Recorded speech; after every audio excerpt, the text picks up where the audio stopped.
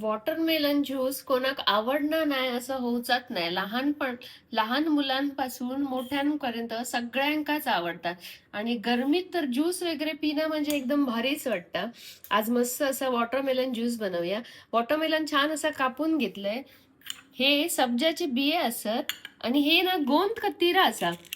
जी तुम्ही लाडवासाठी डिंक वापरतात ना, तो एकदम वेगळो असता. आणि ह्यो गोंद म्हणून गोंद कटिरा तो वापरायचो. ह्यो खूप थंड असता, त्यामुळे गरमीमध्ये गोंद कटिरा आणि सब्जाचे बिये एकदम चांगले.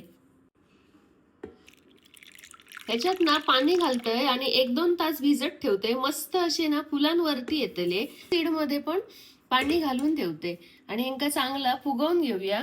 आणि तोपर्यंत आपण मस्त असा वॉटरमेलनचा ज्यूस काढून घेऊया. बघा तर गोंद कतिरा मस्त असं फुगान रेडी झालेलो बघू शकाल तुम्ही. 1 चमचा आपण ना गोंद कतिरा घेऊया ग्लासमध्ये.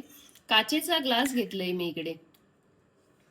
त्याच्यानंतर हे सब्जा बी सब्जा बी पण चांगला फुगलेला असा, ता सुद्धा आपण घेऊया 1-2 चमचे. वॉटरमेलन ज्यूस ना मस्त असं थंड करत ठेवलेले फ्रीज मध्ये. तो आपण वॉटरमेलन ज्यूस आपण या ग्लास मध्ये ओतूया. वॉटरमेलनचे ना छोटे छोटे असे पीस बनवून ठेवलेले, ते आपण ना थोडे ह्याच्यामध्ये ऍड करूया.